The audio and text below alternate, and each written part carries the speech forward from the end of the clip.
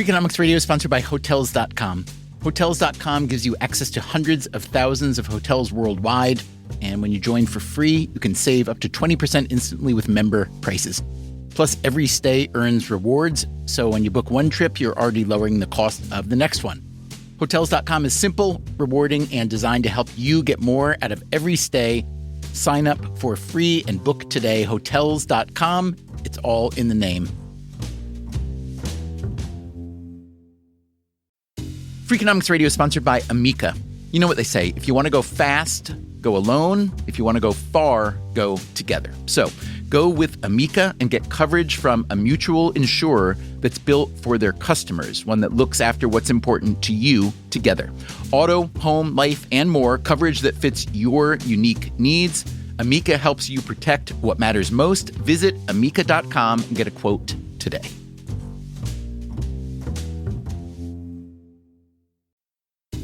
Freakonomics Radio is sponsored by Mint Mobile. Ditch overpriced wireless with Mint Mobile. Cut your wireless bill to $15 a month at mintmobile.com/freak.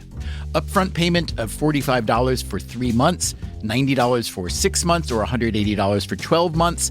Plan required, $15 per month equivalent. Taxes and fees extra, initial plan term only. Greater than 50 gigabytes may slow when network is busy, includes up to 20 gigabytes hotspot. Capable device required. Availability, speed, and coverage varies. See mintmobile.com.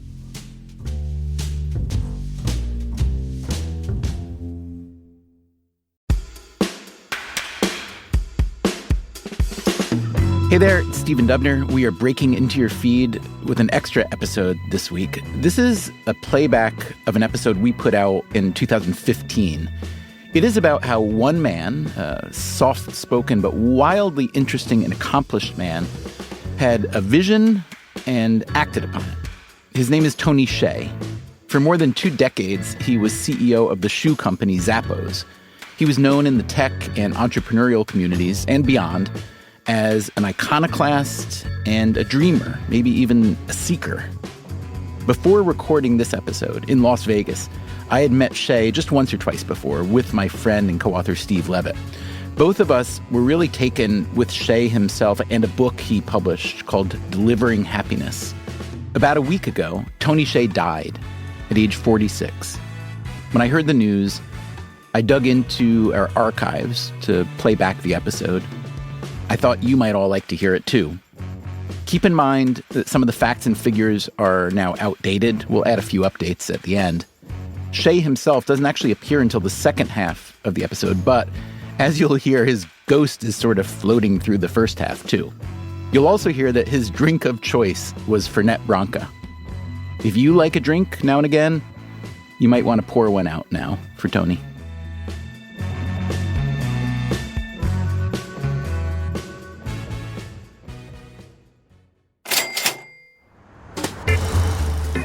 We're standing at the corner of Ogden Avenue and Las Vegas Boulevard North.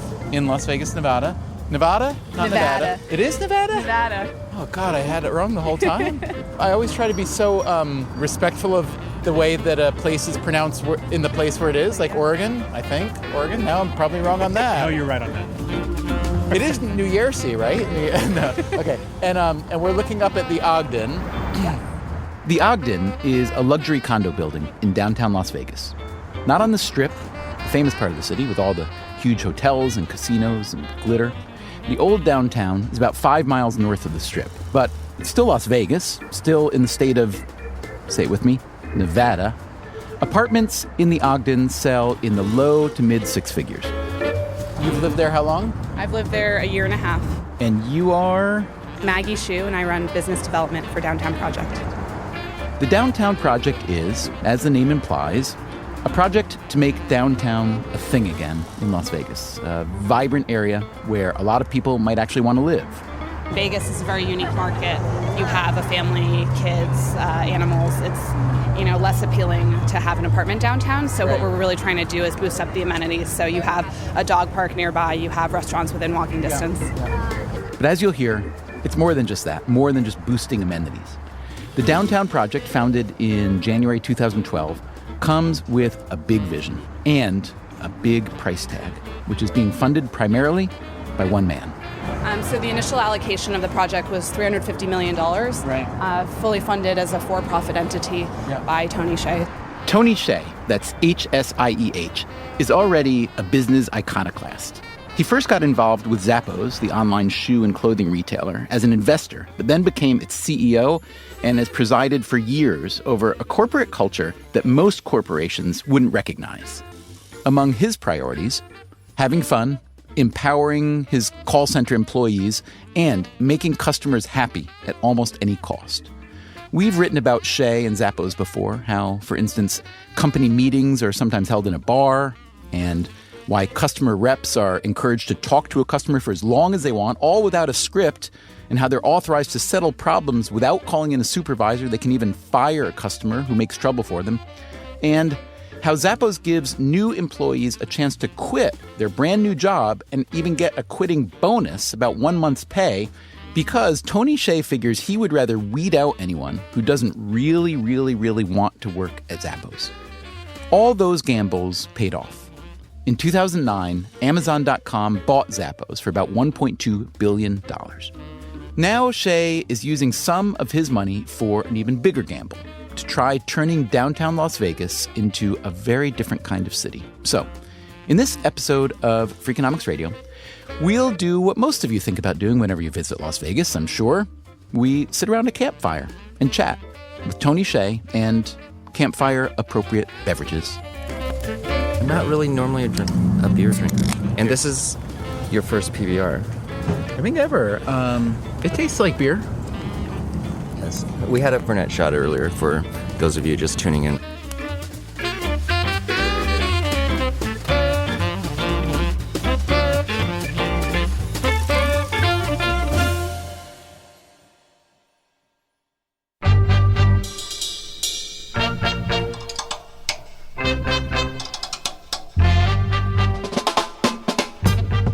From Stitcher and Dubner Productions, this is Freakonomics Radio, the podcast that explores the hidden side of everything. Here's your host, Stephen Dubner.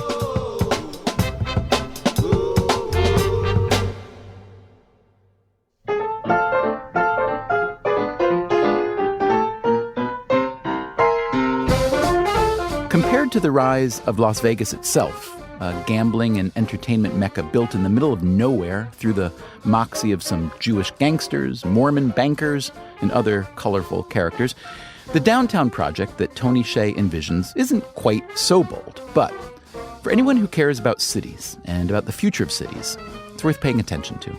The idea for remaking downtown Vegas began when Hsieh relocated Zappos' headquarters from Henderson on the southeast edge of Las Vegas into downtown. But Hsieh, being Hsieh, didn't settle for some random address. Zappos moved into the old City Hall. So today, the former Las Vegas City Council chamber is now an auditorium for Zappos company meetings. The old jail has been converted into an employee gym. And once Zappos made over City Hall, Tony Hsieh began to wonder if downtown itself might need a makeover. One of his main inspirations was a Harvard economist named Ed Glazer, who 4 years ago published a manifesto called Triumph of the City: How Our Greatest Invention Makes Us Richer, Smarter, Greener, Healthier, and Happier. So let's start there. Professor Glazer. Hi, Stephen. How are you? I'm very well, thank you. How are you? Great, thanks. And where are you today? I'm in Paris, France. Poor fella. How are things there? It is a spectacular April day in Paris. And now we should just establish for the record, you do not live in Paris, so just give us quickly your geographical bona fides. Usually I live outside of Boston, and I'm currently on sabbatical, attempting to civilize my children by taking them to a variety of different cities. Very good. And you have a particular interest in cities, do you not, sir? I do indeed. I do love cities very much. I've spent almost all of my adult life studying cities, and that's also one of the reasons why I'm here in Paris. So, Ed, you grew up in New York City, so you may be biased, but just rank for me, if you don't mind, your 5, let's say, favorite cities in the world. Oh, come on. That's like ranking your favorite children. That's highly unfair thing to do. Well, you don't have that many children, so it's probably a little easier. Yep. But certainly I love New York and I love Boston, and I'm very, very fond of Hong Kong, and I think Singapore is still remains the best run place on the planet. And Europe is filled with wonderful cities full of charm and history that I also love very much. If you had to pick one, since you're in Paris right now, maybe it would be Paris. If you had to pick one Western European city to make your top 5 list, what would it be?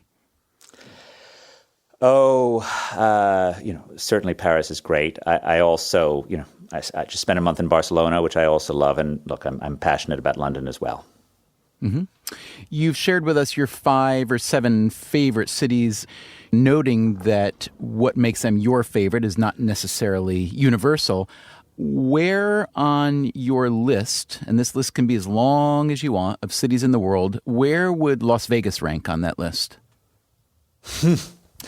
Again, I gave you cities that I loved. I'm not sure that I'm comfortable making any sort of a list, but certainly there's a lot to like about the dynamism in Las Vegas. Las Vegas was one of the fastest growing American cities for many decades. It was a place that until the boom succeeded marvelously, as many American Sunbelt cities do, at providing vast amounts of affordable housing for ordinary income Americans, and that's terrific. It cannot be faulted for its pro-business policies. All of these things are to be loved. It is true that when people often think of as the core of Las Vegas, the Las Vegas Strip, which is really in the unincorporated city, that's a thing which, as a lover of cities, I may marvel at, but it's hard to sort of fall in love with it. Because I think historically the great weakness of Las Vegas has been education, so much so that in my earliest work documenting the connection between education and urban growth, Las Vegas was an obviously huge outlier because it grew so quickly and had so little of a base in terms of share of the population with a college degree. And in the city, you still have about 21% of the Las Vegas adults with a college degree, which is a lot closer to Detroit, which is about 12%, than it is to Seattle, which is about 50%. And I continue to think that is, Las Vegas's greatest challenge is making itself attractive to a wider range of skill categories. This message, the need to attract highly educated people, got through to Tony Hsieh and the other architects of the Downtown Project. One of them is Zach Ware, who's a general partner at Vegas Tech Fund, the venture capital arm of the Downtown Project. The work that we first found that really, I think, sowed the seeds for what would become the Downtown Project was Ed Glazer's book. I was very flattered when Tony reached out to me. He read my book and seems to have been excited by it. And it's deeply flattering, obviously. And Zappos paid me to come out and give a talk to their workers. And I got to spend about 3 days with Tony, hanging out in the downtown area of Las Vegas.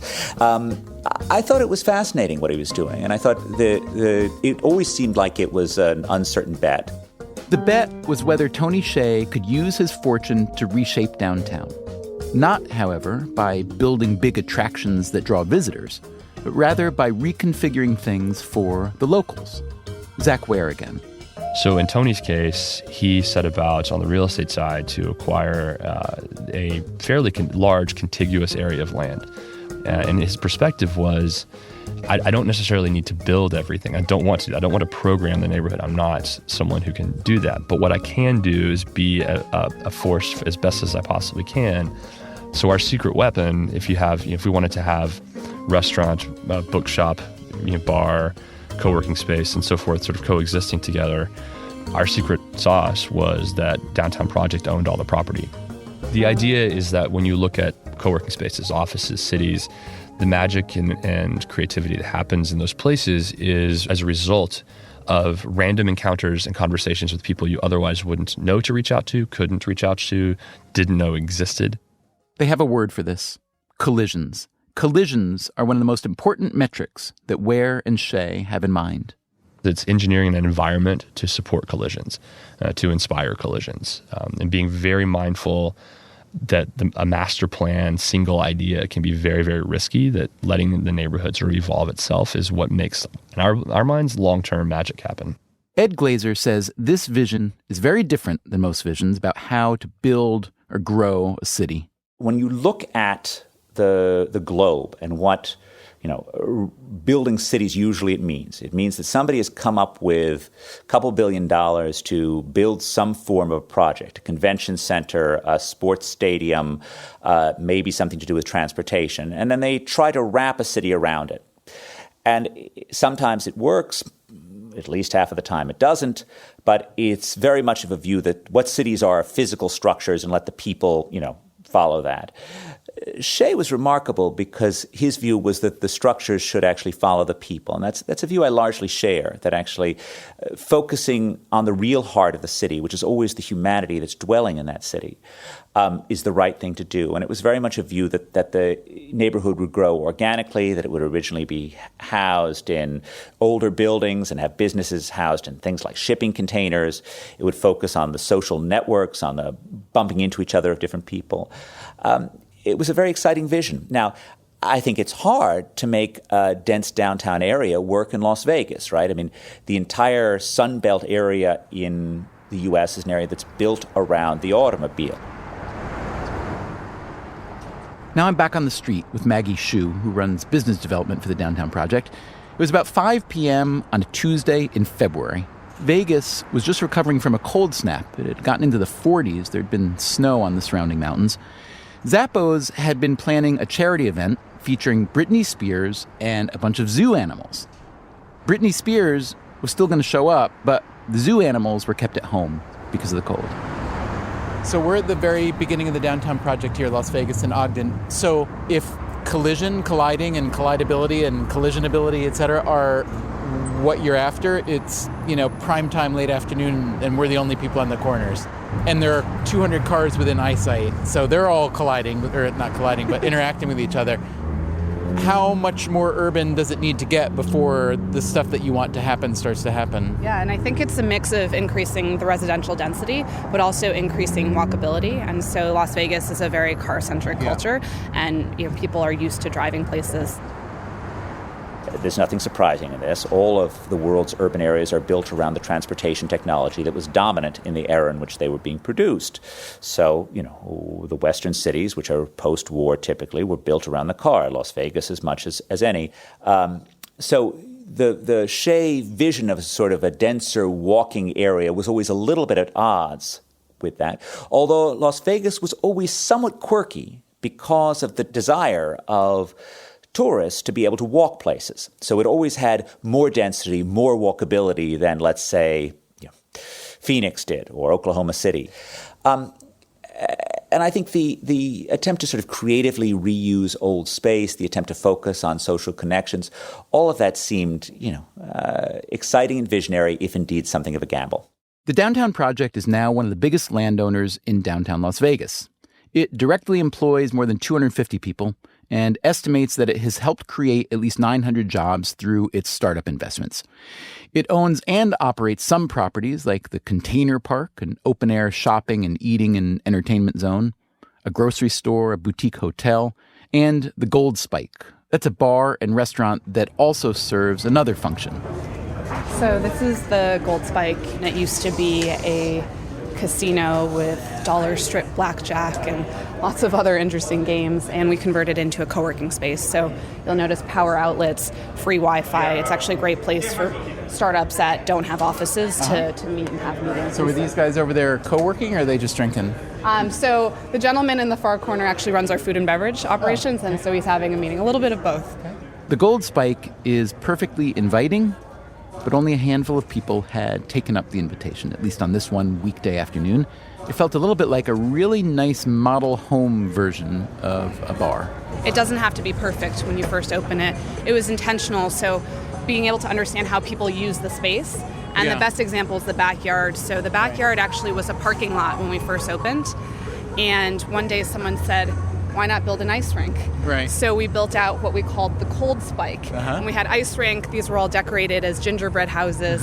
Not many people went ice skating. And so we decided to retool. And what really stood out in the Yelp reviews and customer feedback was these giant games. Right. And so we decided to get rid of the ice rink and build this area full of giant games. There were indeed a bunch of giant games out there, including the classic backyard contest known in some parts of the country as cornhole. It is basically a beanbag toss toward a sloped board with a big hole in it. How do you score? In the hole is something and on the board is something, or no? In the hole is 3, on the board is 1. Okay, and where do we shoot from? We can go from this line. Okay. What's our wager? A 1-bedroom apartment in the Ogden? Is that too much? I was going to say a Fernet shot Fernet over the Airstreams later. Okay, it's a deal. Okay, you go ahead. Okay. Oh, beautiful shot. That's 3. All right, so a total of 4? Yeah. Okay. 0. Oh, we tied. Sudden death? Sudden death. Okay. We have to do another one. Oh! Yay! Congratulations. Okay. I owe you a shot of Tony's vile Italian liquor. After cornhole, the tour continued. So on the west side of the street is the Fremont Experience. Okay. And it's a business improvement district, a mix of casinos and restaurants. Long predates the downtown Has been, project, right? a lot of it was the original strip, and I think out of my note. Right. Okay. And then over here? We're calling this east of Fremont East, for lack of a better name. But many of these restaurants and bars have been around for several years, and existed before Zappos moved downtown. And they were kind of this unique spot where the bartenders and the owners of the restaurants would go to other people's restaurants after work. And so it was this naturally supportive community. And what Tony saw there was something that, had the beginnings of a really great, unique space, and we'll cross here, like a Brooklyn or an Austin.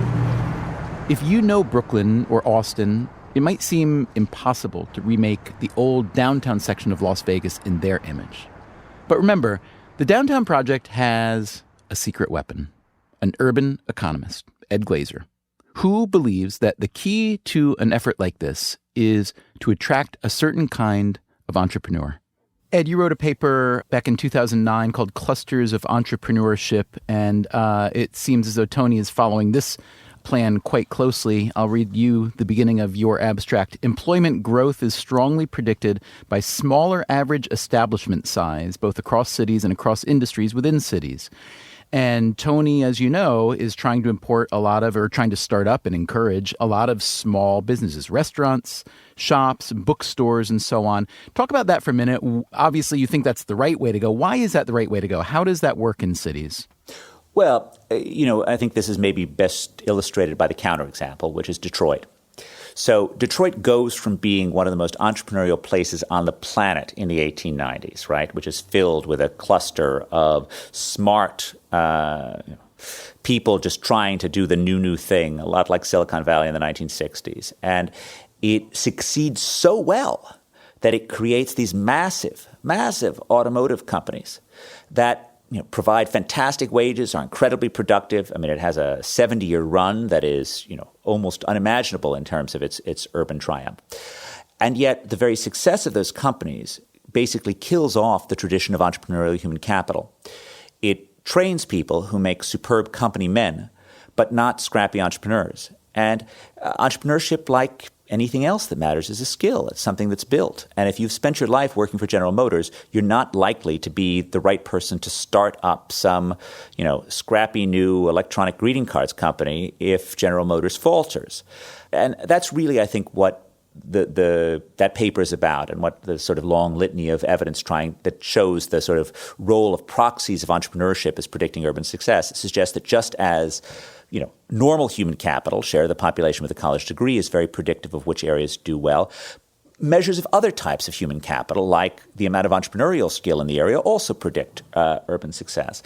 And I think that's what Tony Hsieh is trying to do, is trying to create enough of a cluster of entrepreneurship, both because those entrepreneurs will themselves create employment, but because some of that entrepreneurial skill is likely to be infectious, that people will learn from each other, and you'll create an overall cluster of this. And that's why the Downtown Project is helping fund all kinds of small entrepreneurs. So far, it has put money into more than 50 businesses and, through the Vegas Tech Fund, 100 tech startups. Here, again, is Zach Ware. And in our case, we said, hey, there's an amazing chef who wants to start a restaurant. How can we get behind that? Here are 2 or 3 really awesome tech company ideas that we think are really awesome companies to invest in. Let's do that.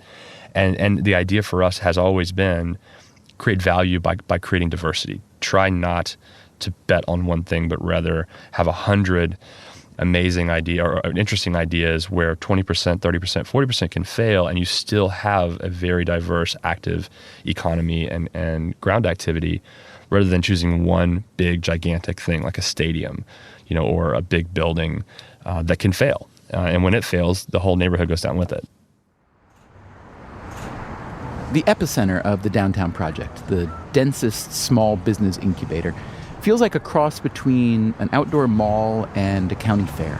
So this is looking like, I don't know what to describe this, like a public plaza playgroundy. There are kids and people climbing on stuff, but shops and llama signs. So what is this? This is the container park. Yeah. It was an old Motel 6 Okay. that we tore down. Wanted to build both a retail space, retail incubator for first-time entrepreneurs, Right. as well as a space for families and children. And so both components were equally important. So you have around the outside a lot of first-time owner-operated small business owners that can test out their concepts in a small space. Wow. And if they succeed, they can move to standalone brick and mortar, or they can shift locations. So we actually had a few stores go from second floor to first floor because they were so successful and they needed more square footage. And then at the same time, we had this giant Swiss Family Robinson treehouse in the middle with 3 slides, a play space for children, and we can actually take a walk around the park. Yeah. So just if you would just look around and tell me the name of some of the shops here, and if the name doesn't contain what they do, tell us what they do. Sure. So Big Ern's Barbecue is a barbecue shop, and the owner is a gentleman named Ernie, and he was working at the call center at Zappos, and his passion was barbecue. So was another small business investment funded him. He was going out of the back of his truck for a while, and this was his first ever store. And I believe he's now the top or second grossing food and beverage outlet in the entire park. And when the park opened, he got up on stage, and I remember he was crying, and this was a life-changing opportunity. And then we'll go into the toy store, Kappa Toys. Yeah. So Lizzie and her husband Trevor are from Austin, Texas, and they were at a toy store. Several of us were there for South by Southwest, stumbled upon the store, and they were actually going out of business. And so we said, why not open a toy store in downtown Vegas? What do you think about that? It seemed like a really natural fit with the kids, and they've been here ever since, and they're absolutely amazing what they can do. Hi. Hi. Want to say hi? We're doing a little podcast. Oh, awesome. Cool. So they're the actual owners, Lizzie and Trevor. Yes, you found us both. This is very rare. Steven, nice to meet you. Nice to meet you. How do you do? Explain to me just a little bit. Are you a subsidized business then? How does it work? I don't know if subsidized would be how I would explain this business specifically, because we are part of that fully funded autonomous group. So we are Which is small business. I would almost call it, I see it as venture capital, which I don't see as subsidy so much as investment risk. So what's it feel like to be the business owners and in that scenario? And what are you thinking about as how do you measure success, and how long can you go without being as successful as you might be if you didn't have that backup? Yeah, we've done small business for 10 years now, specifically in the toy industry. And one of the biggest difficulties in such a weird niche industry, especially since the whole banking crisis, has been finding capital. And so what we've really appreciated overall from working before is it a huge pressure is off. We can focus on what we do best, and we're not constantly stressed, and we're not constantly having to also learn how to find funding and organize everything. It's enough funding that we can really work on the business and not constantly freak out about where our next line of credit is coming from. You guys are a couple? Mm-hmm. Yep. You have kids? No. Why is that so funny? Everyone asks toy it, store? and I think this is the best birth control that you can ask for. We get really cute kids in, and I love them, and every time I start thinking seriously about it, we'll get a little nightmare in, and all of a sudden I'll add another year onto our waiting period. We've started discussing it recently, but we're a few years out. Yeah, I think dog first. What are your big sellers here, toy-wise? Everything. Yeah, I mean, we really set it up so that we keep in stuff that sells well, and there's not much we have that doesn't move. Brody is a personal favorite. I've worked with this company for years. So they're bouncy ponies. They're made in Italy. They're actually they're beautiful. So you see that design. Yeah. They're over 30 years old. Both of them are safe to 400 pounds. So even though it's a kid's toy, it's totally adult friendly, and there's so many drunk grown-ups on them every Saturday night. Okay. All right. Oh, I guess we're leaving. Onward and You can come back. We won't be here. You can bother the employees. Well, thank you so much. No, it's Nice to fine. meet you. Good luck with everything. Okay. Maggie Hsieh and I head out of Container Park, where the density falls in a hurry. So, as neat as all this is, we're encountering very few actual humans. Is that because of time of day of week, and temperature? It's still less dense than you would find in many other cities and downtowns, but you'll notice that what we've tried to do is build block by block. So the Container Park a year ago would have even less traffic, so we built that extra block. You walk the extra block to the Container Park. We've started activating further down. We're about to walk to the bookstore, and we'll see a few more people. So, we're making that journey. And the thought is, as we build more of that out, so we're building a music area on the right with the bunkhouse, which is a music venue, the wheelhouse, which will be a wind-powered stage, and a record store. So once that opens, you have even more people. And so it's this one block strategy. And part of that strategy is to attract technology startups. I asked Ed Glazer what kind of tech startups downtown Vegas should be thinking about. If there was some tech cluster that you could clone or import or steal, what kind of tech cluster would it be? If you could transplant something, would it be like a Silicon Valley or Route 28 corridor or a Provo environment? Or do you want a different kind of industry represented than the kind of current traditional tech industry? What would you bring in to Vegas if you could bring in anything that you think would help it to succeed? I would think the more that you go towards things like Silicon Valley, where you're focusing on making faster and faster transistors, I can't imagine that has any synergies with Las Vegas. That being said, think about what Tony Hsieh found attractive about the Las Vegas area for Zappos. It was the consumer-oriented workforce, people who came out of working in the hospitality industry, people who came out of the entertainment industry, people who were fantastic manning the phones for Zappos. Now, the question is, what other sort of consumer service tech companies could potentially take advantage of that? What other areas are there synergies with the traditional strengths of Las Vegas? Maybe that's another angle to play. But if Tony Hsieh wants the downtown project to do more than just make life a bit more interesting for Zappos employees, that is a much bigger challenge. I think it all depends upon whether or not there's going to be enough entrepreneurship that he can attract into the area, and particularly enough educated entrepreneurs. I think this feels fairly central to me, is whether or not he can attract more people like himself into the area, and probably not just people who are in service industries.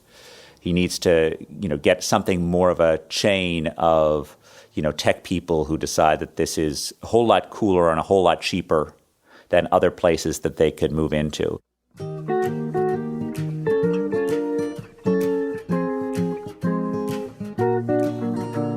Let me propose something where Tony Hsieh could be killing a couple birds with one stone.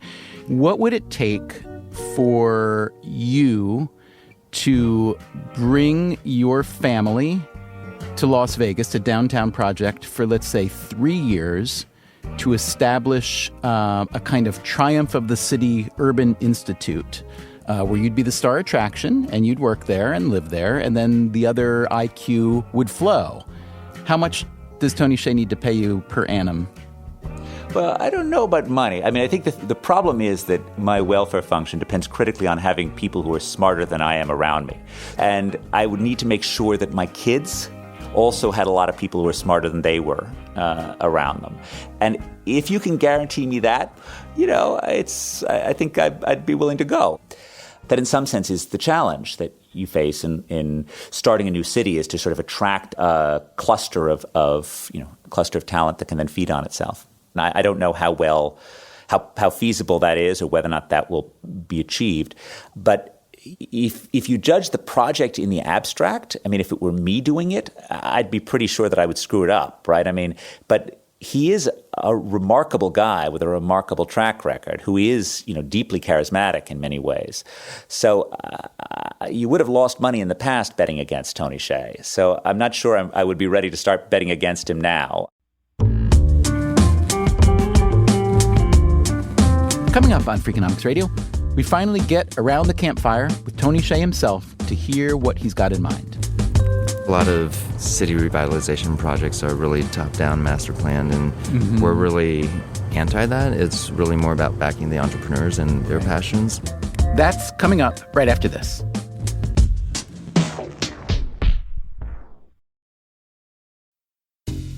Freakonomics Radio is sponsored by Cash App. Bitcoin is often talked about as an investment, but it was built to be used. With Cash App, you can actually do that. Send Bitcoin instantly, pay at local Square businesses that accept it, or move it to your own wallet whenever you want. It works more like real money and less like something locked in an account. For a limited time, new customers can get $10 added to their balance. Just use code CASHAPP10 when you sign up. And don't forget this part, send at least $5 to a friend in the first 2 weeks. Terms apply. Cash App is a financial services platform, not a bank. Banking services provided by Cash App's bank partners. Bitcoin services provided by Block Inc. brand. For additional information, see the Bitcoin disclosures at cash.app/legal/podcast.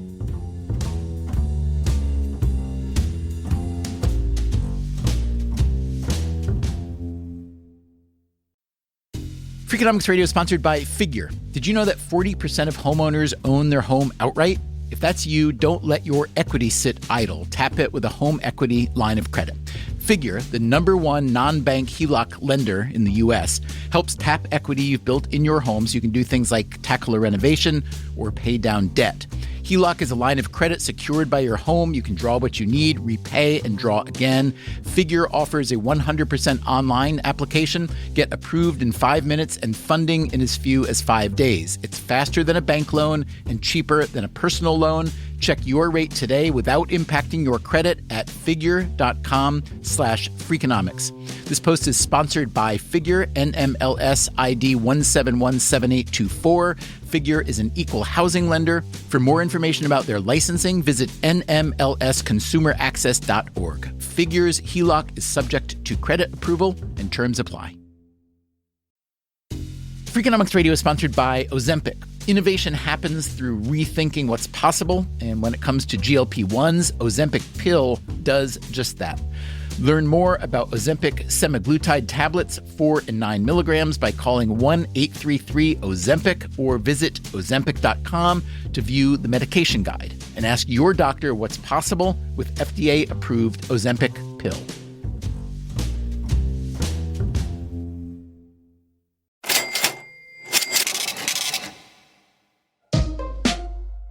Hey there, I'm Stephen Dubner, and you are listening to a playback of a 2015 Freakonomics Radio episode called Could the Next Brooklyn Be Las Vegas? Back to Vegas we go.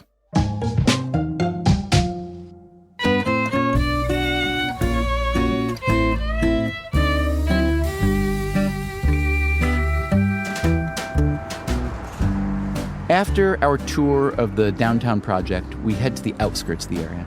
The streets here are very quiet, sidewalks empty. It's getting dark now. We turn right and come upon a guard shack.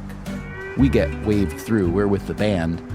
And now we find ourselves standing in what looks to be a very funky trailer park. So we're walking on a very nice astroturfed, not trademark astroturf, but artificial grass walkway with colored lights and a kind of canopy. And the structures are some Airstreams, but also a lot of Tumbleweed tiny houses. Tumbleweed, is that a name brand? It's a Tumbleweed tiny houses? Tumbleweed tiny homes. And how many residences or how many buildings are there here? There are about 20 Airstreams and 10 Tumbleweeds. And are they all full? It's a mix. One resident is Tony Hsieh, the CEO of Zappos and the man who's putting his own money into the downtown project. We began, as apparently many get-togethers here begin, with a shot of Hsieh's favorite drink, Fernet Branca. No grape That involved. is an Italian liqueur that's soaked in 40 herbs, including ginseng, myrrh, chamomile, anise. Okay. Tastes and smells like Chinese medicine. Okay. And 60 seconds after you drink it, it coats your stomach. It's a digestif. It actually gets rid of nausea, so it's like a healthy. Yeah. Do you like it in the cup or no? I don't. I'm not fancy. Okay. Cheers. Chin chin. Cheers. Time. Cheers. Everything. Cheers. This is delicious. I felt like I hurried through it just out of being the only one with a bottle. It's like Okay. But you'll see throughout the night as it evolves, as you evolve. Want to go talk? Yeah. Do you want to do this outdoors, or I don't know what's up to easier you. for? Because there's a great spot up there. On top of the Airstream? Yeah. Cool. Or we can do next to the campfire, so he can I like get the campfire. crackling every once in a while for background. I like that. Tony, can you just kind of set the scene, like say where we are and what happens here? We are in a half a city block, and so this was just a completely empty lot 3.5 months ago, and a bunch of us decided to move in as a living experiment. Right. And the original idea was, let's see what happens if we do an urban version of Burning Man. Right. I think there's probably 15 or so of us that live here, but then we also have a whole bunch that are set up as guest Airstreams and guest tiny houses. You're living here now? You sleep here every night, or? I've Ish? been here over 3 months now. Oh. Yes, Oh, since so- November 4th. Oh, no kidding. Okay. So, And I used to live there in in the Ogden? Right. And so do you when you say used to, you literally don't live there anymore? You kind of moved out of there? Or this is temporary, right? Airstream? No, this is... Really? Yeah, I've probably been back there 5 times Wow. Uh-huh. this whole time. So you keep And- all your stuff. You have an Airstream? Yeah, it's the one behind that one. Uh-huh. Okay, so Maggie walked us around, and it was great. I'm baffled that you've been able to do what you've done so far, and even more baffled that you wanted to do what you've done, because it seems like such a massive undertaking, not just physically and logistically and financially, but psychically. So that's what I kind of want to talk to you about, is where did the psychic part, like what made you want to reinvent a part of a city, and where did the desire come from? I guess for me, it wasn't really about reinventing. Like this area we're in near Fremont East, which is an area that most tourists don't know about, already existed, and just by magical coincidence, it was a few blocks from the former City Hall, which is now Zappos headquarters. And So you didn't have any desire or idea to do this until Zappos moved there. So originally, actually, we were looking to do what a lot of corporate campuses do, where we were looking to buy a big plot of land, Right. and then kind of build our own little community for the company. So we actually toured campuses like Apple and Nike and Google that have these amazing campuses, and then asked our employees for ideas for what to have in Dream Campus. And we literally got hundreds and hundreds of suggestions, where we realized it was going to be physically impossible to fit What all kind those of things. suggestions? Actually, the number one request we got from employees was actually doggy daycare, which ranked significantly higher than human daycare. And so... Is that because more of your employees have dogs than kids, or they care more about their dogs than kids? Do you know? I'm guessing Baited more you people with- have dogs than kids. Yeah. But as we got all these requests, we realized that it was going to be physically impossible to fit all of them under one roof. And the other thing we realized was that all those other campuses that we had looked at were great for employees, but were actually really insular and didn't really integrate or contribute to the surrounding community. And so we started thinking, what if we actually turned the entire concept inside out, and rather than just focusing on ourselves, we took an approach that was more analogous to NYU, where the campus blends in with the city, and you don't really know where one begins and the other ends. Why did you care about that? I mean, aesthetically, I understand, and I personally happen to agree with it, that it's a nice idea, but there are all these other corporations that, the typical corporate campus throughout history has been very segregated from where people live. What made you think that was worth doing? I think it was based on a lot of just different research reports I'd read. So we were talking about Ed Glazier earlier, and then there's also Jeffrey Moore that's done research on cities And every time the size of a city doubles, innovation and productivity per resident increases by 15%.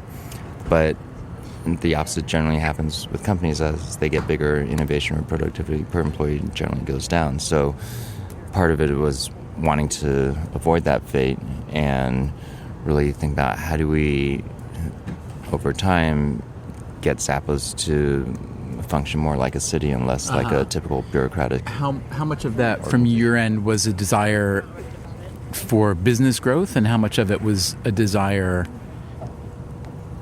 like a kind of aesthetic choice for you? Like you thought it would be better, nicer, cooler if your company could be like that, as opposed to necessarily the productivity end of things?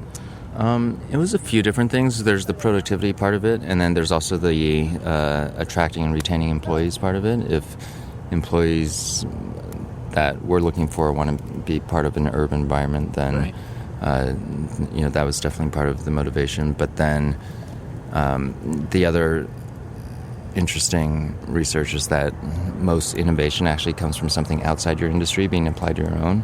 And so I think kind of companies that are just in four walls ultimately end up being less innovative because they don't have the interactions with people from other industries and so on, or on a typical suburban campus.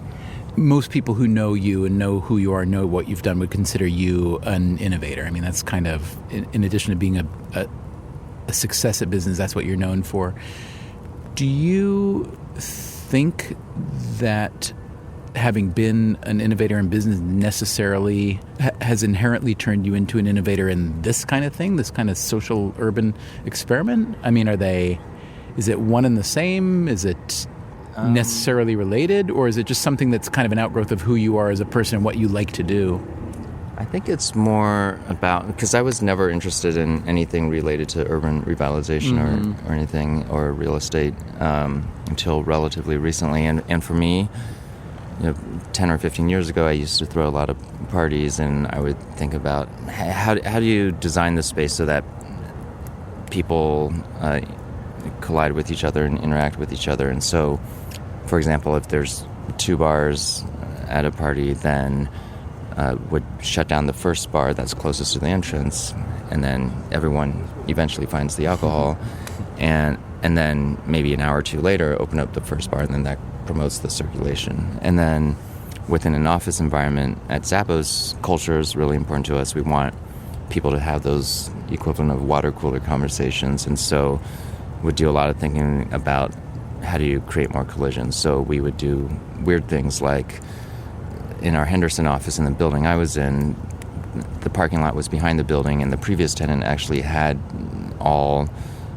there were doors on all four walls of the building, and employees would go in and out whichever door was most convenient. So we actually shut down those doors and had everyone actually walk around the entire building and come in the front entrance, which ended up making the reception area this collision point where guests and employees would collide. And do you have evidence that leads to better outcomes? Part of it is just personal experience and anecdotal. And I mean, do you really care if it's empirically a lot better? Because, when I talked to Levitt about you recently, he said that as much as he is, kind of a slave to the data at the end of the day, like if he's trying to do something as a consultant with a business or with an NGO or with the government, he's going to take, even if there's a 1% advantage in scenario A over B, and that might require doing something that most people would think unpopular, he's going to do it because it's going to be better. And he said that Tony doesn't care at all about anything like that. He said Tony just cares about people being happy and people having a good time. And with Zappos, it's been incredibly successful, but Levitt, for instance, wasn't sure if the success was due to that happiness or maybe orthogonal to that happiness. So do you know? Do you care? I do care, and I guess I'd be interested in whatever data or research that maybe you guys can come up with. But if you read books like Good to Great or Tribal Leadership, there's a clear, at least correlation, if not cause, between companies that do well in the long term financially and the good to culture. Great, although if you look at the good to great companies, have you looked at those lately? Well, so there's a follow-up book that Jim Collins came up with, which was How the Mighty Fall or Fail. And so that's also interesting reading. But generally, the great companies, whether it's in good to great or in general, have strong cultures.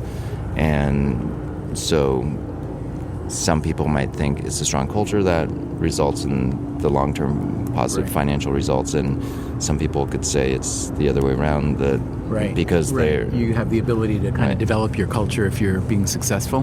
Right. Yeah. And so I can also tell you just from, I guess, personal experience and from experience at least of the close friends I have at Zappos that I talk to, that when you're working with friends and super engaged, just time flies, and you want to do the best job possible, not because you're incented to, but just because you have that intrinsic motivation. Right. You grew up Marin County, just north of San Francisco. And kind of borderline rural suburban. What was it like? It was in the suburbs. And you went to college where? Went to Harvard. What did you study? Computer science. Okay. So you lived in Marin County, and then you lived in Cambridge. What did you think of cities? Like, what were your... Had you been in cities a lot? Had you lived in any other cities? And which cities did you love? No, actually, I guess... Yeah, I mean, aside from Cambridge, which... Did you go into Boston much, or...? I think I went twice during college. So yeah, I was never a city person, but I did like the community aspect of living in the dorm environment. Right. So then, obviously, you went on to do a whole bunch of things, including Zappos, where you still are. What are your favorite cities now in the world? I love visiting New York, Amsterdam, downtown Vegas, obviously, San Francisco. And what is it about those cities that makes you happy? I think probably a combination of the walkability and the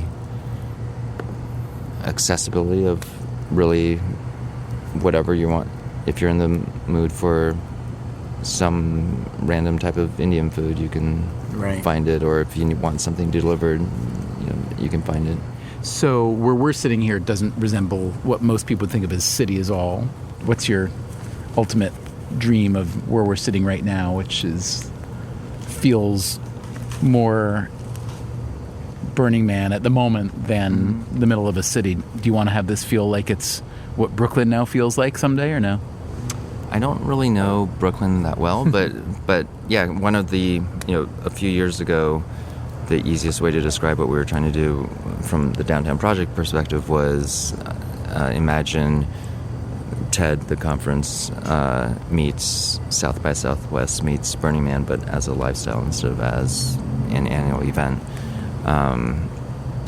And I think more generally, I guess a lot of city revitalization projects are really top-down, master planned, and we're really anti that. It's really more about backing the entrepreneurs and their passions.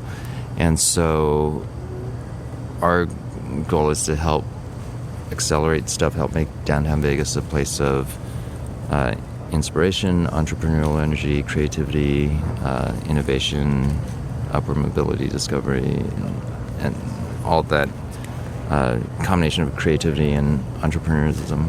So Glazer's, his whole thing is that the density of cities creates not only productivity, but a whole lot of other gains that are not necessarily predictable and not necessarily even that measurable. Just the density and the propinquity of all the people coming together in terms of value and in terms of intellectual property and stuff just totally changes the game. Right. I'm just curious, how do you see Glazer as a kind of guru for what you're trying to do, and how did you come to like him so much? I mean, basically, after reading his book, it was probably a big part of, I guess, formulating the strategy behind what we're trying to do. So, if cities are ultimately about the acceleration of idea flow in different industries and so on. And so just being more purposeful about that approach versus he has something I think he refers to as the edifice complex in his book. So versus let's build a giant whatever, and then that will magically revitalize the city.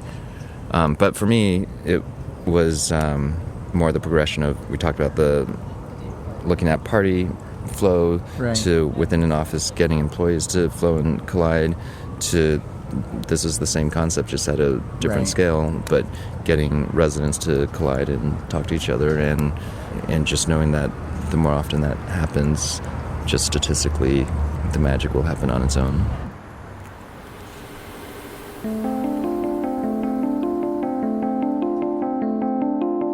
Will the magic happen on its own? It's obviously too early to say, but shouldn't stop you from rooting for it if cities are your kind of thing, as they are for me and for Tony Hsieh, even though he came to them late, and as they are for Ed Glazer.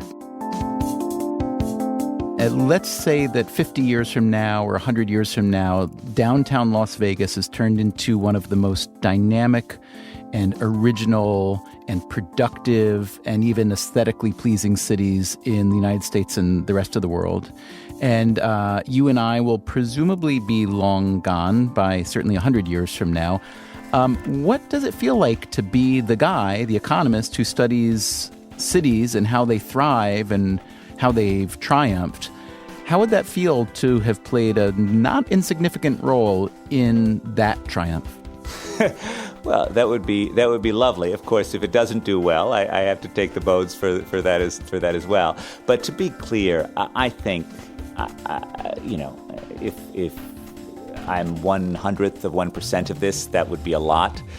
This is the dream and the energy of the Downtown Project and Tony Hsieh and his people. And I think there's often a tendency of people to point to academics and say, look at this, fancy Harvard academic who gives me an imprimatur for the idea that I wanted to do anyway. And I think that, while it's lovely for me to puff myself up with importance and think that I played some huge role in this, I think really the vision was in Tony's head and in the people on the ground. But look, I'm not trying to dodge responsibility if it goes badly. I certainly, I certainly didn't say that it was a bad idea in a major way to him. So if it does crash, you can come knocking on my door and tell me I screwed up.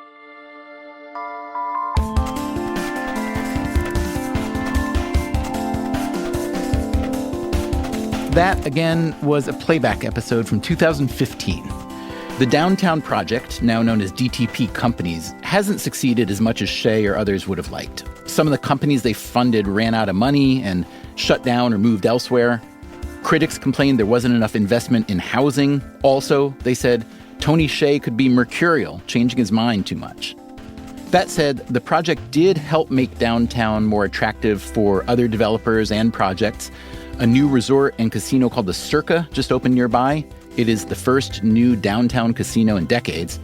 And before the pandemic shutdown, there were plans afoot for an expansion of Symphony Park, an arts and culture and residential venue. A few other updates from the episode. Ed Glazer is still a professor at Harvard, but Maggie Hsu, who used to run business development for the Downtown Project, she now works at Amazon, and she founded a nonprofit called Gold House Collective, which promotes the accomplishments of Asian Americans. Zach Ware, who was a general partner at Vegas Tech Fund, is now managing partner at what is now called VTF Capital. And Lizzie and Trevor, the couple who ran the toy store, they were unsatisfied with the financing and other elements of the Downtown Project, so they moved their shop to a mall on the Vegas Strip. And no, they still do not have kids. As for Tony Hsieh, he retired as the CEO of Zappos earlier this year, although no formal announcement was made.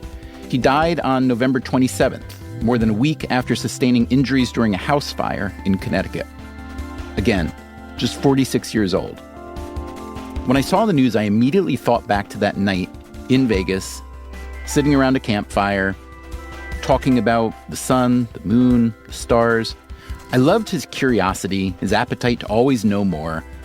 What I remember best is that after the interview, we just kept talking. He asked me about people I'd interviewed and books I'd read and written.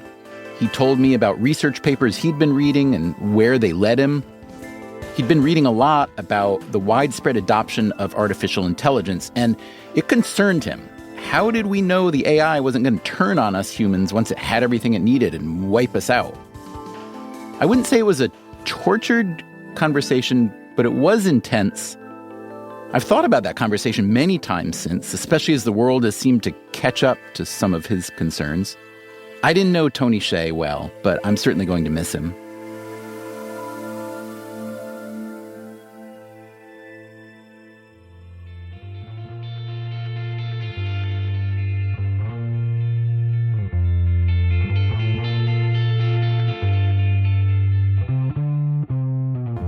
Freakonomics Radio is produced by Stitcher and Dubner Productions. This episode was produced by Greg Rosalsky and Anna Hyatt with help from Rick Kwan, Dan Dzula, Paul Schneider, and Mary Duduque.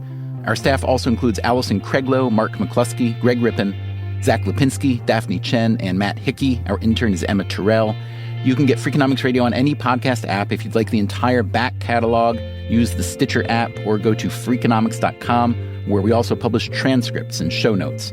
Freakonomics Radio can also be heard on many NPR stations across the country. We will be back shortly with another new episode of our show. Until then, take care of yourself and, if you can, someone else, too.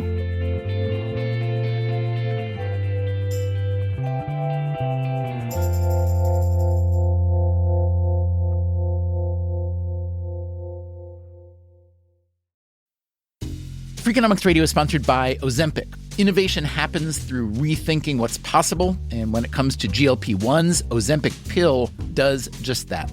Learn more about Ozempic semaglutide tablets, 4 and 9 milligrams, by calling 1-833-OZEMPIC or visit Ozempic.com to view the medication guide and ask your doctor what's possible with FDA-approved Ozempic Pill. In the U.S., there's a break-in every 26 seconds. But when intruders step near, Simply Safe Home Security steps up. Stop. This is Simply Safe. Police are on the way.